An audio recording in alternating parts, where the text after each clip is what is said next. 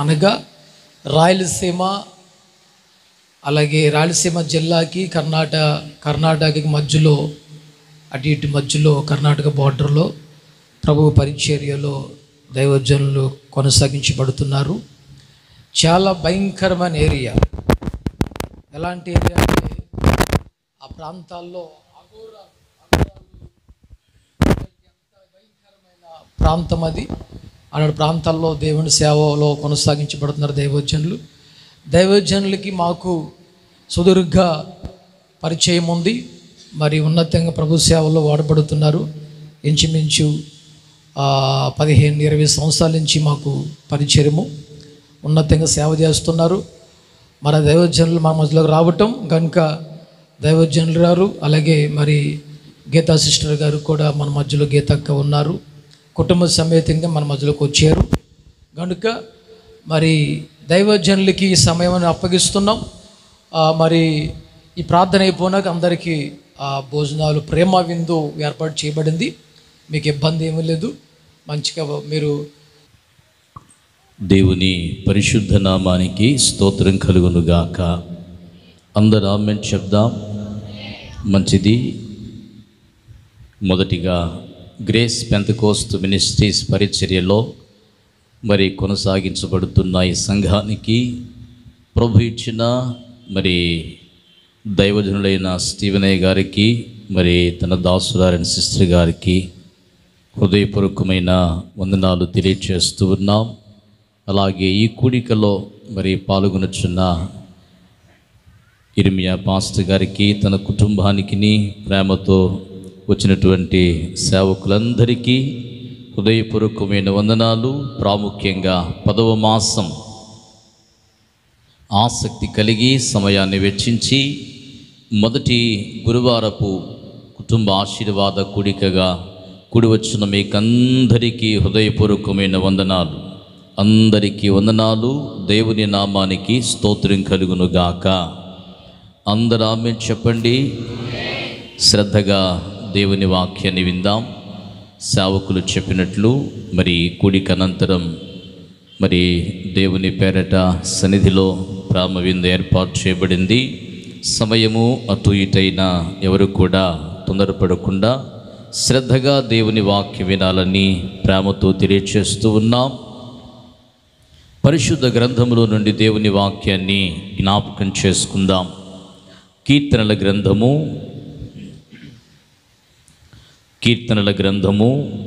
29వ అధ్యాయం. కీర్తనల గ్రంథము 29వ అధ్యాయం 11వ వచనాన్ని శ్రద్ధగా చదువుకుందాం. యెహోవా తన ప్రజలకు బలముననుగ్రహించును.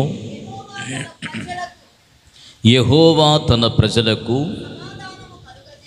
సమాధానము కలుగచేసి వారిని ఆశీర్వదించును. గట్టిగా చప్పట్లు కొడదామా దేవుని నామానికి. హల్లెలూయా. చదవబడిన లేఖన భాగం, దేవుడు తన ప్రజలకు బలమును అనుగ్రహించే దేవుడు, దేవుడు తన ప్రజలకు సమాధానమును కలుగచేసి ఆశీర్వదించేటువంటి దేవుడు. కొన్ని విషయాలు ఈ రాత్రి ప్రభు సన్నిధిలో కూడి వచ్చిన మనము శ్రద్ధగా ఆలకించగలిగితే, దేవుడు తన ప్రజలకు బలమును అనుగ్రహించేటువంటి దేవుడు. ఏ బలాన్ని ఎందుకు దేవుడు అనుగ్రహించాలని కీర్తనాకారుడైన దావీదు ద్వారా దేవుడు ఈ వాక్యాన్ని జ్ఞాపకం చేస్తూ ఉన్నాడు. యెహోవా తన ప్రజలకు బలమును అనుగ్రహించే దేవుడు. దేవుని వాక్య భాగాన్ని కాస్త మనం పరిశీలన చేయగలిగితే, అపోస్తుడైన పౌలు తిమోతికి వ్రాసిన 2వ పత్రిక 4వ అధ్యాయం 17వ వచనం మనం చదువుకుందాం. అయితే నా ద్వారా సువార్త పూర్ణముగా ప్రకటింపబడు నిమిత్తమును అన్యజనులందరూ దాని విను నిమిత్తమును ప్రభువు నా ప్రక్క నిలిచి నన్ను బలపరచెను గనుక నేను సింహపు నోట నుండి తప్పించబడి తిని. అందరూ ఆమేన్ చెప్దాం. దేవుడు తన ప్రజలకు బలాన్ని ఎందుకు అనుగ్రహిస్తున్నాడు? మొదటిగా అపోస్తుడైన పౌలు తిమోతికి వ్రాసిన పత్రికలో మనం ఏం చదువుకున్నామంటే, పౌలు జ్ఞాపకం చేస్తున్నాడు, దేవుడు నాకు ఇచ్చిన పరిచర్య సువార్త పూర్ణముగా ప్రకటించటానికి, దైవజనుడు ప్రకటించే సువార్త వినటానికి, అన్యజనుల ఎదుట దైవజనుడైన పౌలుకు దేవుడు తన పక్షమున నిలిచి బలాన్ని కలుగ చేస్తున్నాడట. దేనికంటే సింహపు నోట నుండి నన్ను తప్పించి నాకు దేవుడు బలాన్ని కలుగ చేస్తూ ఉన్నాడు. మొదటిగా యేసుక్రీస్తు రక్తముతో కడగబడిన సంఘమైనా, సువార్త ప్రకటిస్తున్న సేవకులకైనా దేవుడు బలాన్ని దేనికి ఇస్తున్నాడంటే, సింహపు నోట నుండి తప్పించబడటానికి ప్రభువు నా ప్రక్క నిలిచి, ఫుట్నోట్లో ఉంటుంది, నా పక్షమున ఉండి నాకు దేవుడు బలాన్ని ఇస్తూ ఉన్నాడు. ఈ 10వ మాసం ఈ కుటుంబ ఆశీర్వాద కూడికలో దేవుడు తన బలాన్ని సంఘానికి ఎందుకు ఇవ్వాలని ఆశపడుతున్నాడంటే, సింహపు నోట నుండి మనందరము తప్పించబడాలని. ఏమిటి సింహము? మనకు లేఖనం పరిచయమే. పేతురు వ్రాసినటువంటి మొదటి పత్రిక 5వ అధ్యాయం 7వ వాక్యాన్ని మనము శ్రద్ధగా చూడగలిగితే, ఆయన మిమ్మును గూర్చి చింతించుచున్నాడు గనుక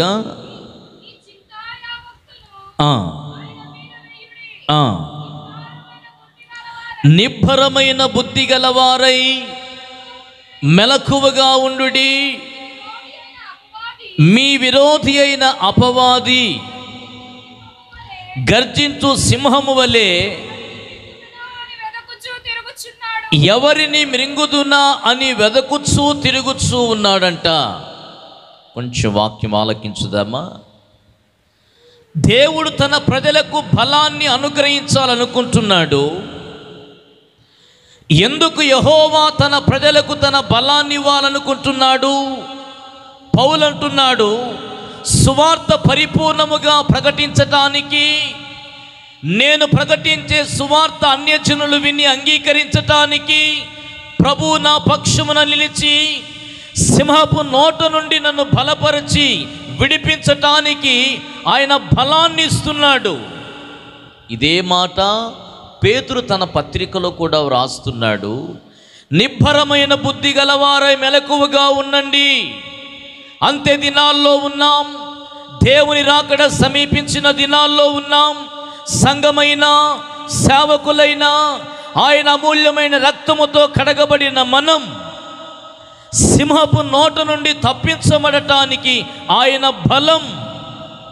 పేతురు వ్రాస్తున్నాడు, అపవాది గర్జించు సింహము వలె ఎవరిని మృంగుదునా అని లోకమంతా కూడా తిరుగుచూ వెతుకుచూ ఉందంట.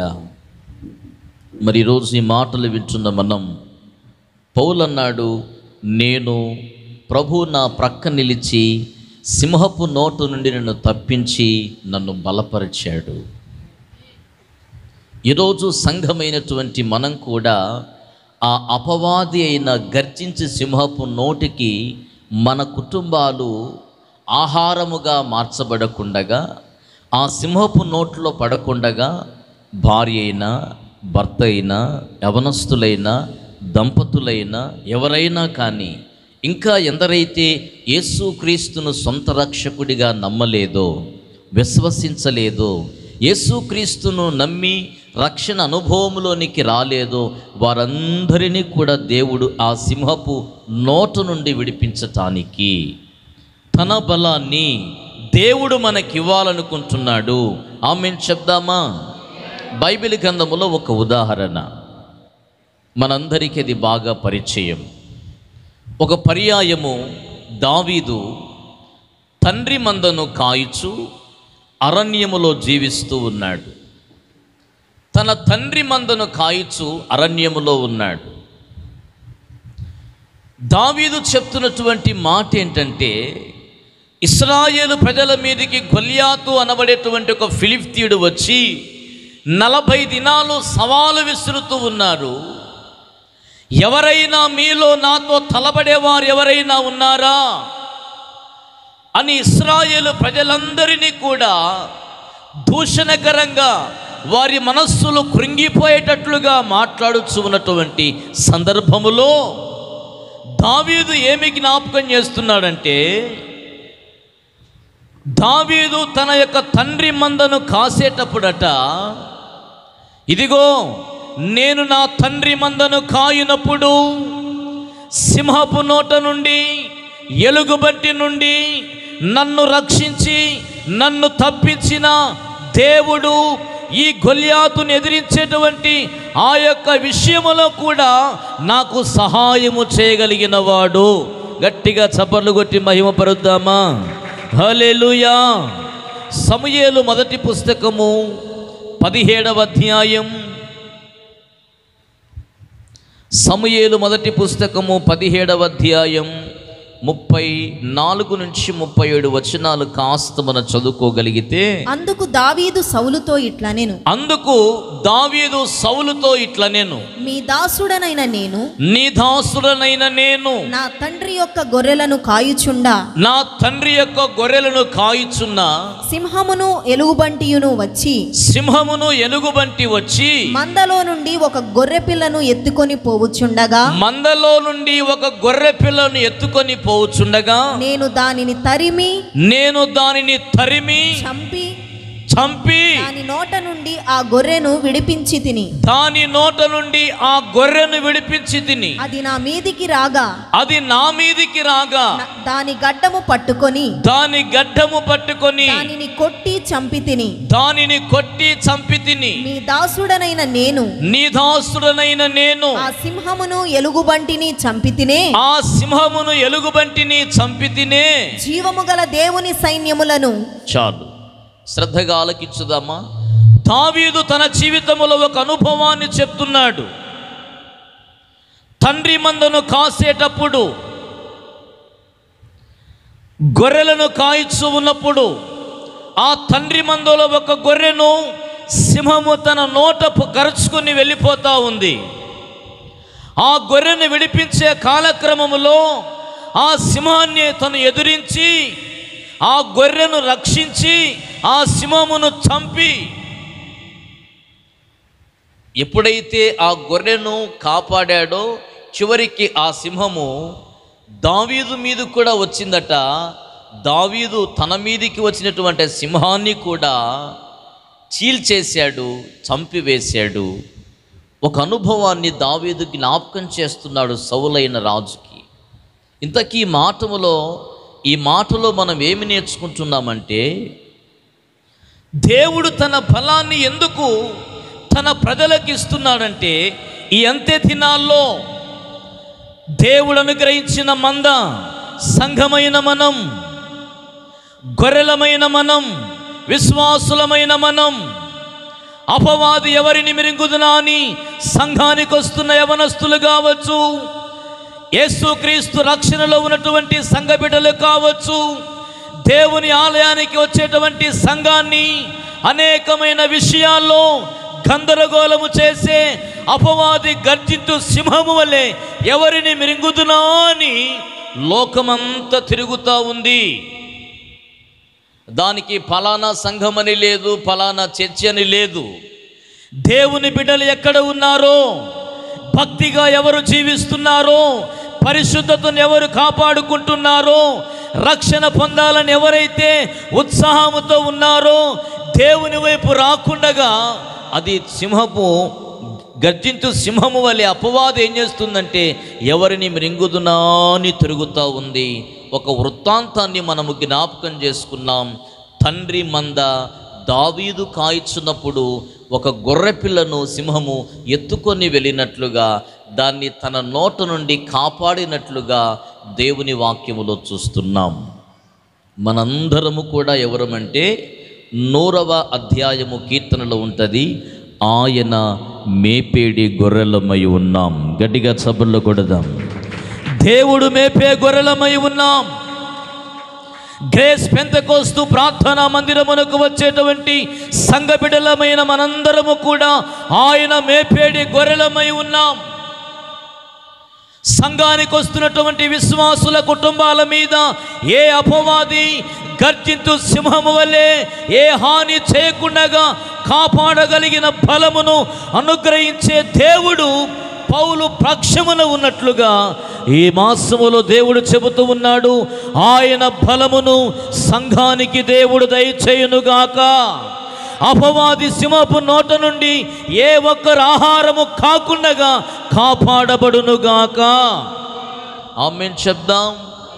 ఈ రోజున చాలామంది భక్తి చేస్తూ ఈ ఆత్మీయ ప్రయాణములో ప్రయాణిస్తూనే మార్గ మధ్యలోనే అపవాది నోటికి ఆహారముగా మార్చబడిపోతూ ఉన్నారు. ఈ 10వ మాసం ఈ కుటుంబ ఆశీర్వాద కూడికలో దేవుని వాక్యం ఏం చెప్తుందంటే, యెహోవా తన ప్రజలకు బలం అనుగ్రహిస్తాడు. ఆయన మన పక్షాన ఉండి ఆయన గొర్రెలమైన మనలను ఆయన అపవాది అనబడే సింహపు నోటు నుండి తప్పించటానికి బలాన్ని కలుగచేస్తూ ఉన్నాడు. దావీదు కాపరి తండ్రి మందను కాస్తున్నాడు. పౌలు అన్నాడు కదా, ప్రభు నా ప్రక్క నిలిచి సింహపు నోటు నుండి తప్పించాడు. దావీదును కూడా ఆ సింహపు నోటు నుండి దేవుడు విడిపించాడని సౌలు రాజుతో జ్ఞాపకం చేస్తున్నాడు. ఎంత దినాల్లో సేవకులమైన సంఘమైన అపవాది ఏ తంత్రాలు, అపవాది ఏ బాణములను ప్రయోగించినా దానిని అపవాదిని ఎదురించుడి అని దేవుని వాక్యం మనకు జ్ఞాపకం చేస్తుంది. అపవాది తంత్రములను మనము పోరాడగలిగిన దేవుడిచ్చే సర్వాంగ కవచనమును ధరించుకోవాలని దేవుని వాక్యం చెప్తుంది. విశ్వాసం అనే ఢాలను చేత పట్టుకోవాలని దేవుని వాక్యం చెప్తూ ఉంది. ఈ 10వ మాసం దేవుడు తన బలమును పౌలు పక్షమున ఇచ్చి దావీదునకిచ్చి ఈరోజు గ్రేస్ పెంతెకోస్తు ప్రార్థన మందిరమునకు దేవుడు తన బలమును దయచేసి సంఘమంతటిని కాపాడుచున్న దేవుడు. అందరము గట్టిగా చప్పట్లు కొడదాం. హల్లెలూయా, హల్లెలూయా. సంఘములో ఉన్నటువంటి మనందరం ఎవరంటే దేవుని యొక్క పిల్లలం. దేవుడు ఆయన మేపేడి గొర్రెలమై ఉన్నాం. ఆయన మనకు కాపరి అయి ఉన్నాడు. చిన్న మాట ఇందులోనే, బాబులోను సామ్రాజ్యములో బానిసలుగా కొనిపోబడినటువంటి వారిలో దానియేలు ఒకడున్నాడు. దానియేలు కూడా ఒకడు. ఆ దానియేలు తన భక్తి తాను చేసుకుంటున్నాడు. ఎంత భక్తి అంటే, ఆ రాజ్యములో తనకు ఒక ఉన్నతమైన హోదా, పదవి, స్థితి దేవుడు ఇచ్చినప్పటికీ తన అలవాటు ప్రకారం తన దేవుణ్ణి మరచిపోకుండగా, తన దేవుణ్ణి సేవించే విషయములో వెనకబడిపోకుండగా, తన దేవునికి ప్రార్థన చేసే విషయములో ఏ రోజు ఏ పూట మానకుండగా చేసుకుంటూ ఉన్నాడు. విషయం ఏంటంటే, దానియేలు భక్తిని ఆ ప్రాంతములో ఉన్నటువంటి ప్రజలు చూడలేక, దానియేలు నిర్దోషత్వాన్ని, దానియేలు యొక్క యథార్థ హృదయాన్ని వారు చూడలేక, ఓర్వలేక ఎలాగైనా దానియేలు మీద నేరం మోపాలి, నెపము మోపాలి, ఎలాగైనా దానియేలుకు శిక్ష పడేటట్లుగా చేయాలని రాజు దగ్గరికి వెళ్ళి అలాగూ ఇలాగూ మొత్తానికి ఏదో ఒక మాట చెప్పి రాజును ఒప్పించి ఒక శాసనమును తీసుకుని వచ్చారు. ఒక శాసనమును తీసుకుని వచ్చారు. దానియేలు గ్రంథం 6వ అధ్యాయం. మనందరికీ తెలుసు ఆ శాసనం ఏంటో. 10వ వచనము నుంచి చదువుకుంటే, ఇట్టి శాసనము సంతకము చేయబడెనని దానియేలు తెలుసుకొనినను అతడు తన ఇంటికి వెళ్ళి యథాప్రకారముగా అనుదినము ముమ్మారు మోకాళ్ళుని తన ఇంటి పైగది కిటికీలు యెరూషలేము తట్టునకు తెరవబడి ఉండగా తన దేవునికి ప్రార్థన చేయుచు ఆయనను స్తుతించుచు వచ్చెను. గట్టిగా చప్పట్లు కొడదామా? శాసనము తెలుసు దానియేలుకి. ఏంటి శాసనము? ఆ రాజ్యములో ఉన్న రాజుకు తప్ప మరెవరికి ప్రార్థన చేయకూడదు, స్తుతి చేయకూడదు. 30 రోజుల వరకు ఆ శాసనము తెలిసి కూడా దానియేలు యథాప్రకారం తన గదిలోనికి వెళ్ళాడు. యెరూషలేము వైపు కిటికీలు తెరిచాడు. ముమ్మారు మోకాళ్ళ ప్రార్థన చేయటం మరలా చేస్తూనే ఉన్నాడు. ఎందుకు ఈ మాటలు మీకు జ్ఞాపకం చేస్తున్నానంటే, శాసనం ఏంటంటే ప్రార్థన చేయటమే భక్తి. 30 రోజులు రాజుకు తప్ప ఏ దేవునికి చేయటము అనేటువంటి శాసనం ఏంటంటే, అలా చేస్తే సింహముల బోనులో వేయబడతారు. కానీ సింహాల బోనులో వేస్తారు అని తెలిసి కూడా దానియేలు ఏం చేస్తున్నాడట? అట్టి శాసనము తెలిసి కూడా ఆయన చేయవలసిన భక్తి యథాప్రకారం చేస్తున్నాడు. ఈ కుటుంబ ఆశీర్వాద కూడికకు వచ్చిన మనం, ఒకప్పుడు దానియేలుకు శాసనము వచ్చింది. ఆయన శాసనము తెలిసి కూడా ప్రార్థన చేయటం మానుకోలేదు, తన దేవుణ్ణి సేవించటం విడిచిపెట్టలేదు. కొన్నిసార్లు ఈ భక్తి జీవితంలో దానియేలుకు కలిగిన ఆటంకాలు మనకు కూడా వస్తుంటాయి. ప్రార్థనకు వెళ్ళకూడదు, ప్రార్థన చేసుకోకూడదు, ప్రార్థన ఆలయానికి వెళ్ళకూడదు.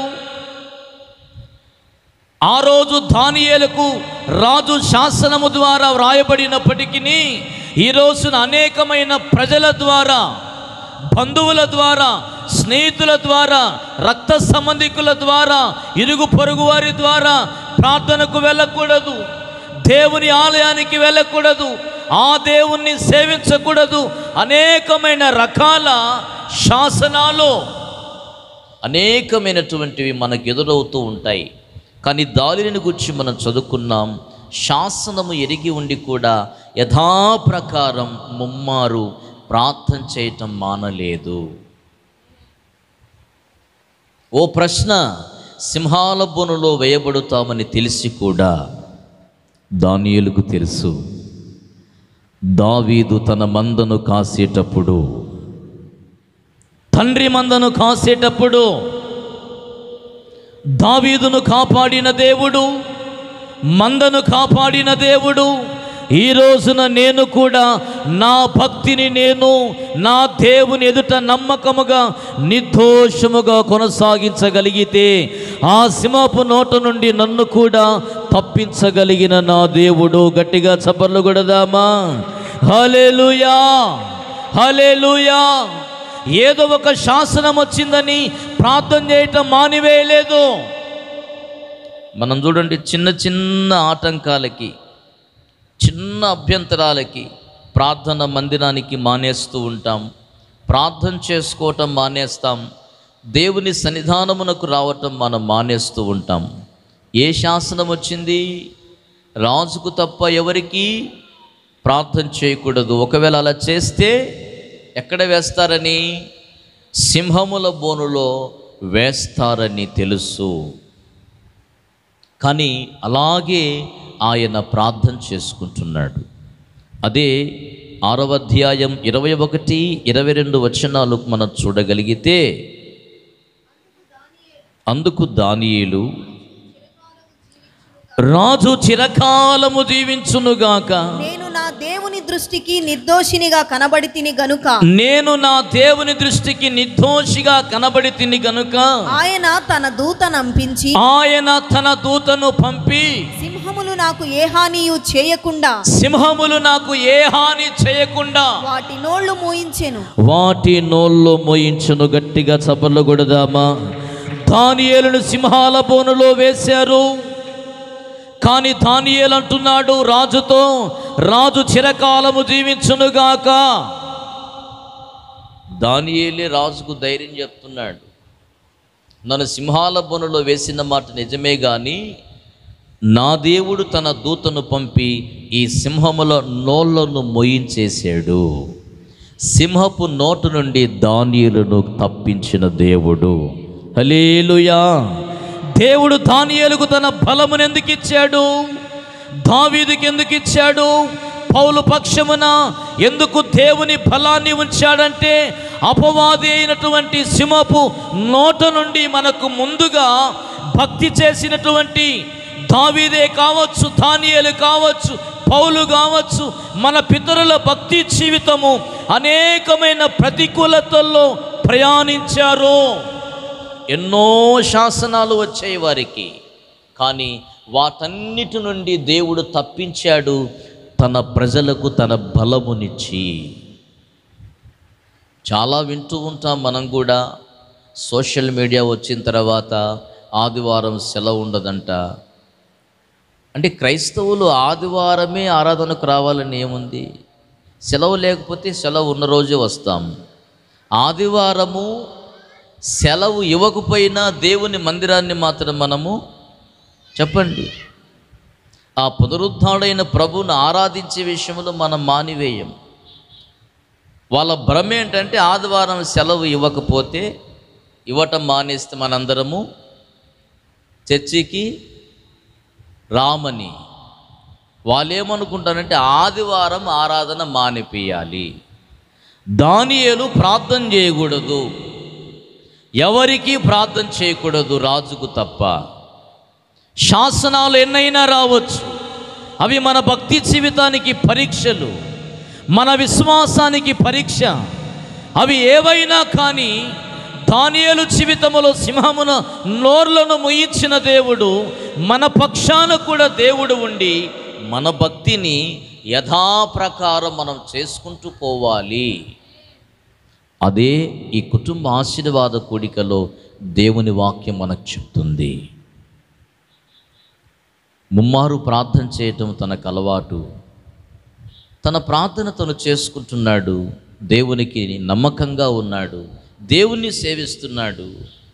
మనం ఆదివారం దేవుని మందిరానికి రావటం, దేవుడు మనకిచ్చిన చక్కని సన్నిధి, ఆ దినమును మనం కూడుకోవటం, మనం ఎలాగైనా ఎన్ని ప్రతికూలతలైనా, ఎన్ని శాసనాలు వచ్చినా, ఎన్ని చట్టాలు కల్పించినప్పటికీ కూడా దేవుని సన్నిధిని వచ్చుటలో మనం మానివేయం.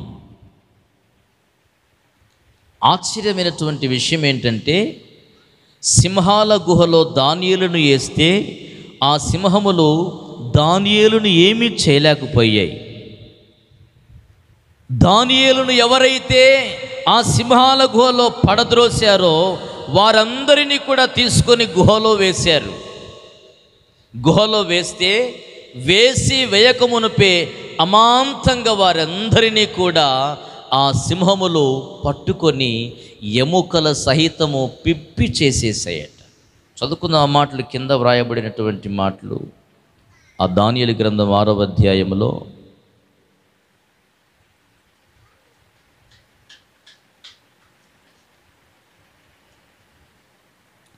దానియేలు గ్రంథం 6వ అధ్యాయం 24వ వచనం. రాజు ఆజ్ఞేయగా దానియేలు మీద నింద మోపిన ఆ మనుష్యులను వారు తోడుకొని వచ్చి సింహముల గుహలో పడద్రోసిరి. వారిని వారి కుమారులను వారి భార్యలను పడద్రోసిరి. వారి కుమారులను వారి భార్యలను ఆ గుహలో పడద్రోసిరి. వారా గుహ అడుగునకు రాకమునుపే సింహముల పాలైరి. సింహములు వారి ఎముకలను సహితము గురికి పొడి చేసెను. హింస. ఈరోజు ఏదైతే జరగకూడదో అది జరిగిపోయింది. గుహలో ఏం జరిగింది చెప్పండి? హింస. ఈ వాక్య భాగముల నుంచి మనం ఏం తెలుసుకోవాలంటే, దేవుని ఎదుట ఏ శాసనము వచ్చినా దేవుడు మనకిచ్చిన భక్తిని, మన ప్రయాణాన్ని, మన విశ్వాస జీవితాన్ని మనము కొనసాగిస్తున్నప్పుడు ఆయన తన బలమును మనకు అనుగ్రహిస్తాడు. ఒకవేళ మనము సన్నగిలితే, విశ్వాసములో బలహీనపరచబడితే, అమ్మో ప్రార్థనకి వెళ్ళకూడదంట, చర్చికి వెళ్ళకూడదంట అంటే, ప్రార్థన లేని, దేవుణ్ణి సేవించలేని, దానియేలు మీద నింద మోపిన వారిని, వారి కుమారులను, వారి భార్యలను వారు ఆ గుహలోనికి పడద్రోస్తూ ఉండగానే అమాంతంగా సింహములు ఎగిరి వారిని క్యాచ్ పట్టుకున్నాయి. వారి ఎముకలు పగలగొరికేసాయి. ప్రార్థన లేనటువంటి వారిని అపవాదైన గర్జించు సింహము అమాంతంగా మింగివేస్తుంది. దానియేలులాగా ఎప్పుడైతే మనము సన్నిధిలో, సంఘములో, ఒక ప్రార్థనలో, ఒక ప్రార్థన గుంపులో, సహవాసములో, ఎప్పుడైతే ఒక ప్రార్థన సన్నిధిలో మనము గడుపుతూ ఉంటామో, సింహముల నోళ్ళను మోయించే బలము దేవుడు మనకిస్తాడు. ప్రార్థన శక్తిని కోల్పోతే, విశ్వాసములో సన్నగిలితే అపవాది మనలను ఏం చేస్తుంది? వారు ఆ గుహలో పడద్రోయక మునుపే అమాంతంగా వారిని పట్టేసుకుంది. మనము నిబ్బరము కలవారై మెలకువగా ఉండండి. అపవాది గర్జించు సింహము వలె ఎవరిని మృంగుదునా అని వెతుకుతున్నాడంటే, పేతురు వ్రాసిన మాటకు అర్థం ఏంటంటే, ఆయన రాకడ, ఆగమన దినం సమీపంగా ఉంది. ఆయన రాకడ, ఆగమన దినము సమీపముగా ఉంది. మీరు మందులు కాకుండా ఎల్లప్పుడూ ప్రార్థన చేయొచ్చు, మనుష్య కుమారుని ఎదుట శక్తి గలవారమగునట్లు ఎల్లప్పుడూ ప్రార్థన చేయొచ్చు. ఎలా ఉండాలి? మెలకువగా ఉండాలి. ప్రార్థన లేని వారు సింహాల గోల వేస్తే ఏమైంది?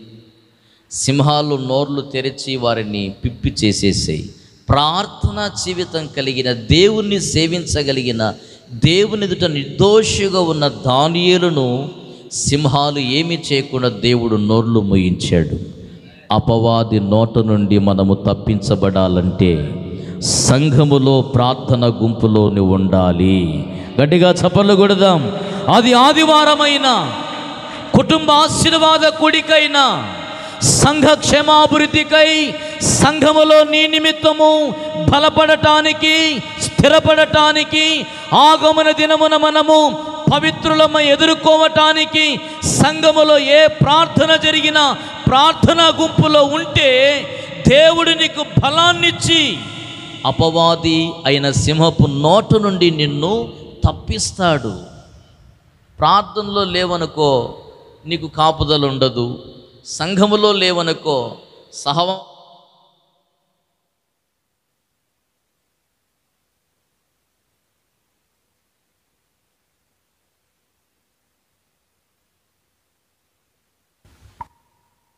ఏం చేయాలి?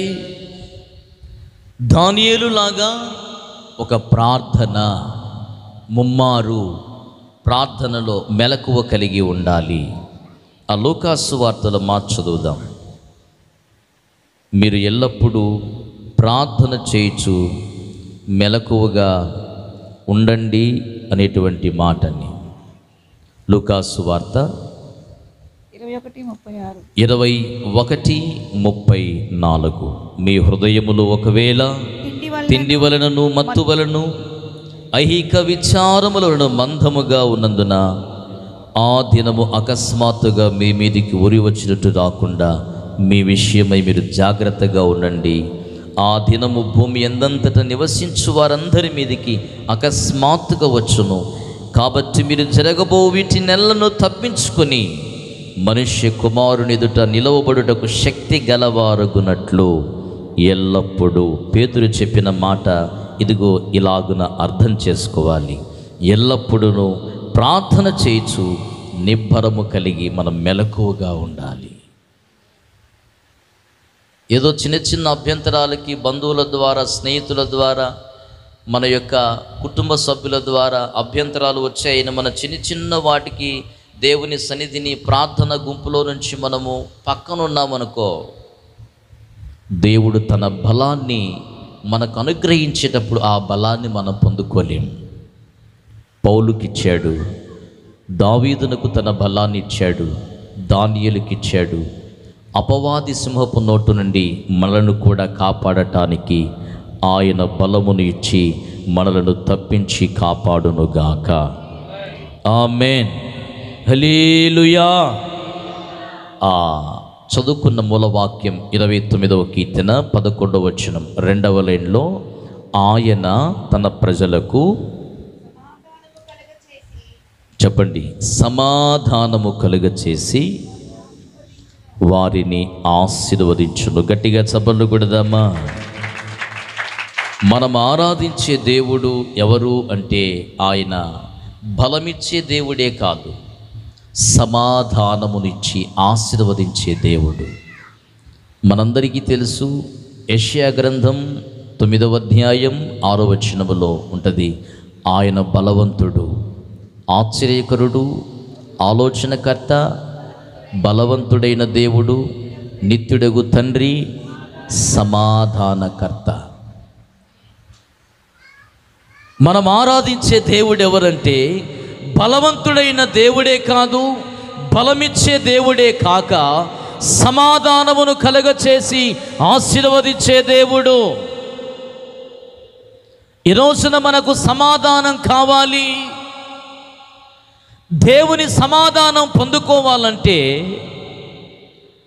ఆయన సమాధానమును తన ప్రజలకు ఇచ్చి ఆశీర్వదించే దేవుడని దేవుని వాక్యములో చదువుకున్నాం. చిన్న మాట చెప్తాను. ఈరోజు నాకైనా ఎవరికైనా, ఏ సంఘమైనా ఎవరికైనా సమాధానము అనేటువంటిది లేదు అంటే కారణం పాపము లేదా రోగం. ఈ 2 కారణాల చేత నేనైనా నీవైనా సమాధానాన్ని, నెమ్మదిని, ప్రశాంతతను మనం కోల్పోయి ఉంటాం. చాలా కుటుంబాలకి సమాధానము లేదు. సమాధానము లేక ఏవేవో ఆలోచన చేస్తుంటాం. నెమ్మది లేదు కుటుంబాలకు. భార్యాభర్తల మధ్యలో, బంధువుల మధ్యలో, సేవకుల మధ్యలో, సంఘాల మధ్యలో సమాధానము లేదు. దేవుడు సమాధానకర్త అయి ఉన్నాడు. ఆయన మనల్ని సమాధానపరిచి ఆశీర్వదించటానికి ఆయన ఈ రాత్రి మనల్ని కోరుకుంటున్నాడు. ఆమేన్ చెప్దామా. చిన్న ఉదాహరణ బైబిల్ గ్రంథంలో నుంచి పాపాత్మురాలైన స్త్రీ గురించి మనకు బాగా పరిచయం. పాపాత్మురాలైన స్త్రీ గురించి వాక్యంలో చదువుకుందాం. లూకాసు వార్త 7వ అధ్యాయం 47 నుంచి మనం చదువుకుందాం. ఆమె విస్తారముగా ప్రేమించెను గనుక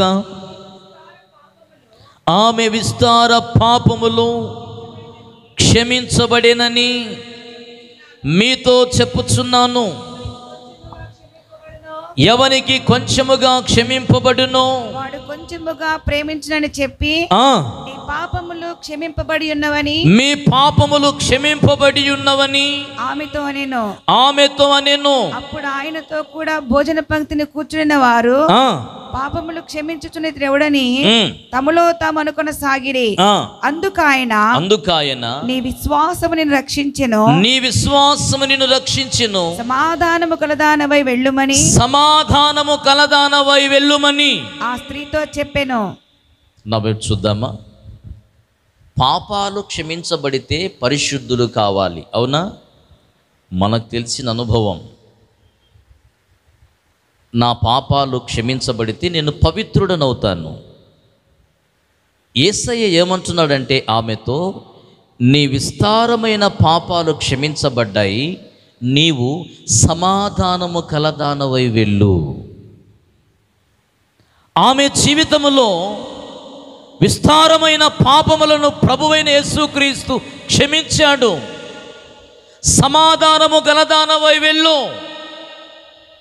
ఈ రోజున మన కుటుంబాలు పరలోకము నుండి దేవుడు అనుగ్రహించే సమాధానమును స్వతంత్రించుకోలేకపోవటానికి కారణం ఏంటంటే, మన గుడారములో కానీ, మన ఇంటిలో కానీ, మన ఒంటిలో కానీ, మన జీవితములో దేవునికి హేయకరమైనది, అయిష్టమైనది, అపవిత్రమైనది, జారత్వముతో కూడినటువంటిది ఏదో ఒక పాపం దేవుడిచ్చే సమాధానము లేకుండా అడ్డుగా నిలిచి ఉంది. ఆమె విస్తారమైన పాపాలు ఎప్పుడైతే క్షమించబడ్డాయో దేవుడు ఆమెతో అంటున్నాడు, అమ్మా నువ్వు పరిశుద్ధురాలు అయిపోయావన్లా, తల్లి నీ పాపం క్షమించబడింది, నీవు సమాధానము కలదానవై వెళ్ళు. గట్టిగా చప్పట్లు కొడదామా? మన పాపాలు యేసుక్రీస్తు రక్తముతో కడగబడి, మన పాపములను మన నోటితో ఒప్పుకొని యేసు ప్రభు ద్వారా మన పాపములు క్షమించబడితే సమాధానము కలవారమై మన కుటుంబాలు దేవుని సంఘములో, సమాజములో ఒక నిలువెత్తు సాక్షిగా ఉండగలం. చిన్న మాట, తండ్రికి 2 కుమారులైన చిన్నవాడు తండ్రి ఆస్తిని తీసుకున్నాడు, దురదేశం వెళ్ళిపోయాడు, దుర్వ్యాపారం చేశాడు, ఇష్టానుసారంగా బ్రతికాడు. అతని దురదృష్టము, ఆ దేశానికి వెళితే తన దగ్గర ఉన్నదంతా పోగొట్టుకున్నాడు. వ్యసనాలకు అన్నిటికీ ఆ దేశములో కరువు వచ్చింది. పశ్చాత్తాపడుతున్నాడు. నా తండ్రి ఇంట అనేక మంది కూలి వాళ్లకు భోజనం ఉంది, నేనెందుకు దరిద్రతను అనుభవిస్తున్నాను? ఎందుకు నా గతి? అనవసరంగా నా తండ్రిని విభేదించి నా తండ్రి ఇంటిని నేను వచ్చాను, తండ్రి ప్రేమను దూరం చేసుకున్నాను, తండ్రి దీవెన పోగొట్టుకున్నానని పశ్చాత్తాపపడుతూ నేను నా ఇంటికి వెళ్ళి నా తండ్రి దగ్గరికి వెళ్ళి ఇలా నా తండ్రితో అంటానని ఏమంటున్నాడో చూడండి. లూకాసు వార్త 15వ అధ్యాయం 18వ వచనం. నేను లేచి నా తండ్రి వద్దకు వెళ్ళి, నా తండ్రి దగ్గరికి వెళ్ళి, తండ్రి నేను పరలోకమునకు విరోధముగాను, నేను పరలోకానికి విరోధంగాను నీ ఎదుటను పాపము చేసి తిని, నీ ఎదుటను పాపము చేశాను, ఇక మీదట నీ కుమారుడని అనిపించుకొనుటకు. చాలు, మనందరికీ తెలుసు తర్వాత విషయం. ఏమని తండ్రి దగ్గరికి వెళ్ళి పశ్చాత్తాపడాలనుకుంటున్నాడంట? నేను లేచి నా తండ్రి యొద్దకు వెళ్ళి, తండ్రి నేను పరలోకానికి విరోధంగా నీ ఎదుట పాపం చేశాను. ఆయన తన ప్రజలకు సమాధానం ఎప్పుడు ఇస్తాడంటే, మన జీవిత మనుగడలో 2 విధాలుగా సమాధానకరమైన పరిస్థితులు ఉండాలి. పరలోకానికి విరోధంగా పాపం చేశాను, తండ్రి నీ ఎదుట విరోధంగా బతికాను, ఈ నా పాపాలు క్షమించి వేసేయి. బుద్ధి కలిగిన కుమారుడు బుద్ధి కలిగి వచ్చి తన పశ్చాత్తాపాన్ని వెల్లడిపరచడానికి సిద్ధంగా ఉన్నాడు. మనం పరలోకానికి విరుద్ధంగా పాపం చేస్తున్నాం. కొన్నిసార్లు మన ఇంటి వారి ఎదుట, తల్లి అయినా, తండ్రి అయినా, పెద్దలైన, సంఘమైన, సేవకులైన వారి ఎదుట కూడా మనము విరోధంగా, వ్యతిరేకంగా, హేయముగా, అయిష్టంగా జీవిస్తున్నాం. ఆ కుమారుడు 2 విధాలుగా తన తప్పిదాన్ని ఒప్పుకుంటున్నాడు. తండ్రి, నేను మొదట పరలోకమున్న తండ్రికి విరోధంగా ఉన్నాను, నీ ఎదుట పాపం చేశాను. యోసేపు అంటాడు, నేను ఈ దుష్కార్యం చేసి పరమందున్న దేవుని దృష్టికి నేను విరోధిని కాను. దేవుడు తన ప్రజలకి సమాధానం ఎప్పుడు ఇస్తాడంటే తన పాపములు క్షమించబడినటువంటి ఆమెతో అన్నాడు, సమాధానము గలదానవై వెళ్ళు. ఈ చిన్న కుమారుడు తన తప్పిదాన్ని 2 విధాలుగా ఒప్పుకుంటున్నాడు. పరలోకపు తండ్రికి విరోధంగా ఉన్నాను, నీ ఎదుట నేను పాపం చేశాను, నా అపరాధములు మన్నించమని తండ్రిని వేడుకుంటాను. ఈ రోజున మనకు సమాధానం కావాలంటే, దేవుడు అనుగ్రహించే ఆ నెమ్మది సమాధానం కావాలంటే, మన కుటుంబాల ప్రశాంతమైన వాతావరణంలో ఉండాలంటే, మన పాపం పరలోకపు తండ్రి ఎదుట, భూ సంబంధమైనటువంటి ప్రజల ఎదుట మన పాపం తప్పిదాలను ఒప్పుకోవాలి. క్షమాభిక్ష మనం పొందాలి, ఒప్పుకోవాలి. దేవునికి స్తోత్రం కలుగును గాక. సమాధానం కావాలంటే మన తప్పిదాలను, పాపములను ప్రభు ఎదుట ఒప్పుకోవాలి. సమాధానము లేకపోవటానికి ఆమె పాపాలు కారణమై ఉన్నాయి. ఆమె విస్తారమైన పాపాలు ఎప్పుడైతే క్షమించాడో, పో నువ్వు పరిశుద్ధురాలు అయిపోయావు అనక సమాధానము కలదానవై వెళ్ళు అన్నాడు. రెండవదిగా చూస్తే మనందరికీ తెలుసు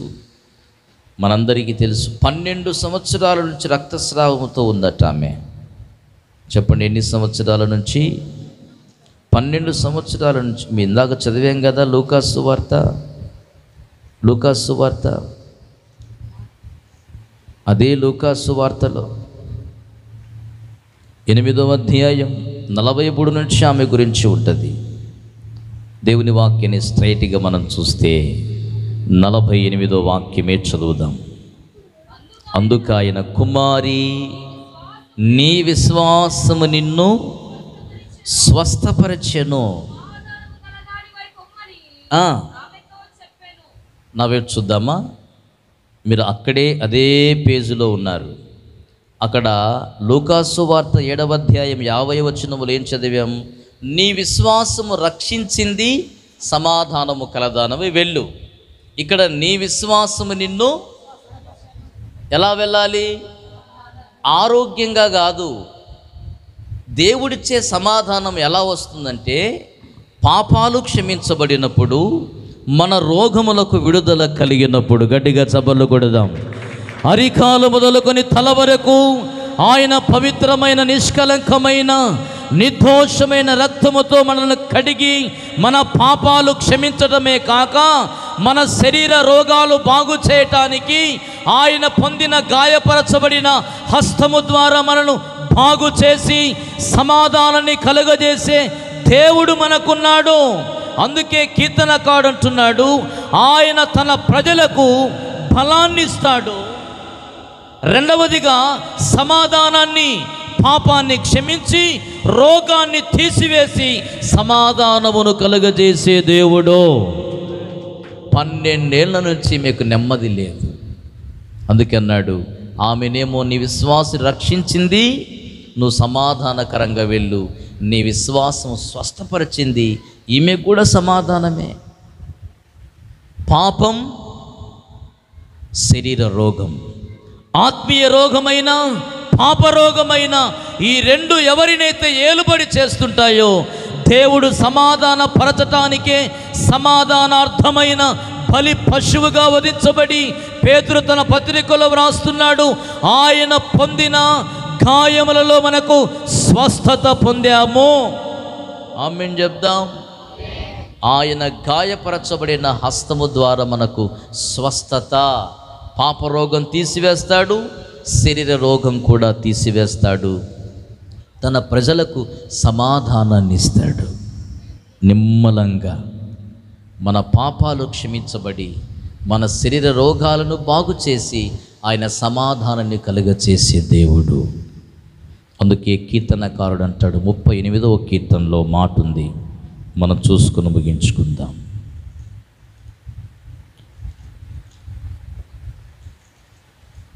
38వ కీర్తన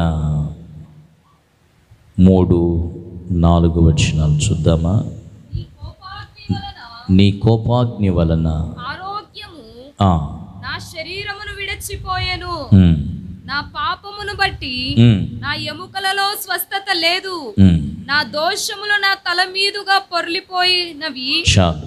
నా పాపాన్ని బట్టి నా ఎముకలలో ఏం లేదంట, స్వస్థత లేదు. చెప్పండి ఏమంటున్నాడు ఆయన? నా పాపాన్ని బట్టి. డాక్టర్ ఒప్పుకుంటాడు ఈ మాట? వాక్యం ఏం చెప్తుందంటే ఎముకలలో స్వస్థత ఎందుకు లేదంటే నా పాపమే అంటున్నాడు కీర్తనకారుడు. ఇంతకీ ఆమెకు సమాధానం ఎందుకు లేదంటే ఆమె పాపం దేవుడు తీసివేశాడు.